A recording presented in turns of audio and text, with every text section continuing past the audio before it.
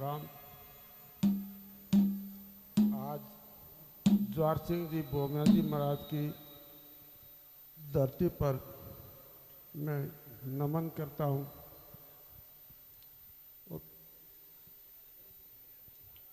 सम्मानित मंच, संत समागम, नेतागण और मेरे पिता तुल्य बुजुर्गों, माताओं और बहनों, बहुत सारी बातें वक्ताओं ने बताई, बजरी के बारे में भी बताई।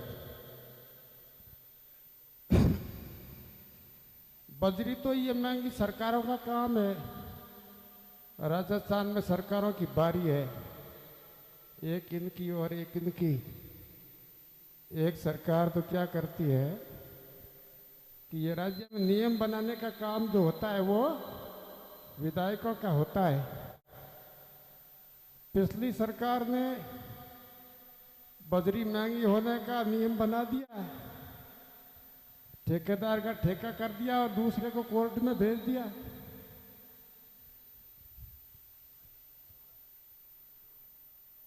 अब कोर्ट ने फैसला वर्तमान सरकार के समय में दिया, तो कोर्ट ने फैसला किया तो विधायिका द्वारा नियम बनाया उसके आधार पर दिया। वर्तमान सरकार कहती है कि ये तो कोर्ट ने फैसला दिया, बजरी का ठेका पिछली सरकार का हुआ। अब सस्ती होने का नियम तो वर्तमान विधायिका भी बना सकती है ना। समस्या क्या है, उनकी कुर्सी गुड़ जाती है तो वो पिछली सरकार वाले उनके ओढ़ा रखते हैं, तो आपस में रेवड़ियां बांटते हैं। समझ में आए ना। मैं तो साक्षर हूं, लिखा पढ़ा नहीं हूं, लिखा पढ़ा नहीं हूं मैं। तो इनके विरुद्ध में हड़ताल करने के लिए जो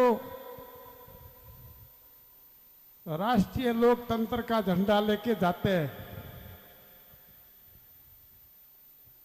आरएलपी वाले, इनका झंडा ही अलबेला है। राष्ट्रीय लोकतंत्र के नाम से शायद किसी ने पार्टी भी नहीं बनाई होगी। भारतीय संविधान के नाम से ये हड़ताल करते हैं, कुछ बजरी का दाम सस्ता कर देते हैं। वो इनके डर से नहीं करते हैं, आप लोगों के भय से वो सस्ता करते हैं कि सभी लोग सड़क पे आ गए ना, तो बाबा साहेब ने संविधान बनाया तो उसमें एक अधिकार आपको दे रखा है कि आप 5 साल के लिए सुन के भेजते हो ना, उनको 20 में वापस घर भी भेज सकते हो।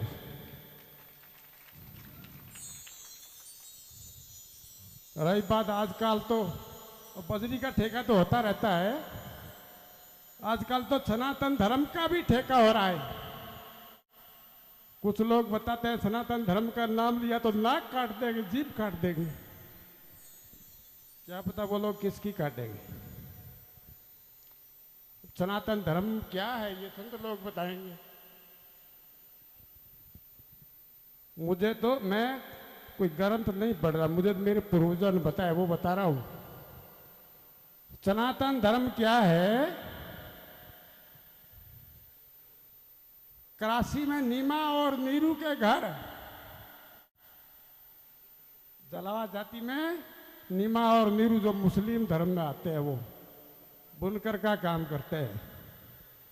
उनको एक बालक मिला, 1-2 दिन का बालक मिला, उनका पालन पोषण नीमा और नीरू ने किया, नाम रखा कबीर।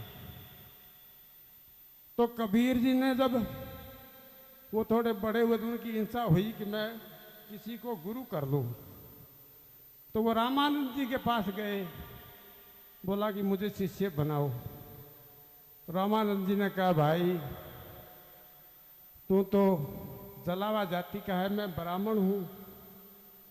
उनको सिर पे हाथ नहीं धरा। तो कबीर जी एक छोटा बालक का रूप लेके तालाब की सीढ़ियों पे जाके लेट गए। रामानंद जी जब रामानंद जी स्नान करने के लिए गए तो उनकी ठोकर लग गई। कबीर जी ने अपना रूप बड़ा बनाया और कहा, मेरे सिर पे आपकी ठोकर लग गई, मैंने आपको गुरु मान लिया।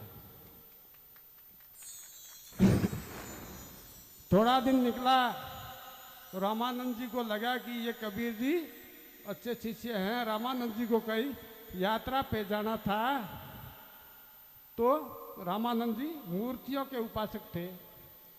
तो कबीर जी को वो काम दे गए कि मेरी मूर्तियों को आप स्नान कराना। कबीर जी वो मूर्तियां लेके तालाब पे गए तो वो सारी मूर्तियों को तालाब में विसर्जन कर दिया। रामानंद जी जब वापस आए तो कबीर जी माला मंत्र कर रहे थे। पूछा, मूर्तियों कहाँ है? कि गुरु जी मूर्तियों को तो मैं तालाब में ले गया स्नान करने के लिए, तालाब में विसर्जन किया, वो वापस आई ही नहीं। तो रामानंद जी बोले, तुम कैसे शिष्य हो?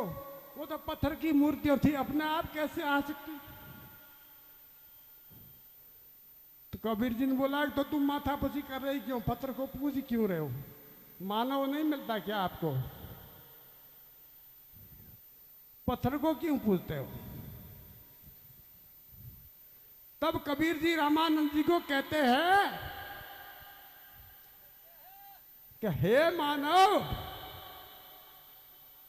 100 मस्जिद तोड़ देना, 1000 मंदिर तोड़ देना, मगर दिल जिंदा इंसान का मत तोड़ना। दिल जिंदा इंसान का मत तोड़ना। उसमें स्वयं सनातन रूपी अल्लाह और ईश्वर विराजमान है। अब सभी अंडर सनातन है। पृथ्वी पे मानव के रूप में पैदा हुआ कौन है सनातन से बाहर? ये संत लोग बताएंगे। मैं मेरी वाणी को यहीं समाप्त करूंगा, क्योंकि बहुत सारे पढ़े लिखे लोग वक्ता हैं, वो आपको बताएंगे। राम राम, नमस्कार। बहुत बहुत धन्यवाद। आपने अपने शब्दों से हम सबको लाभान्वित किया। जहां तक जय नारायण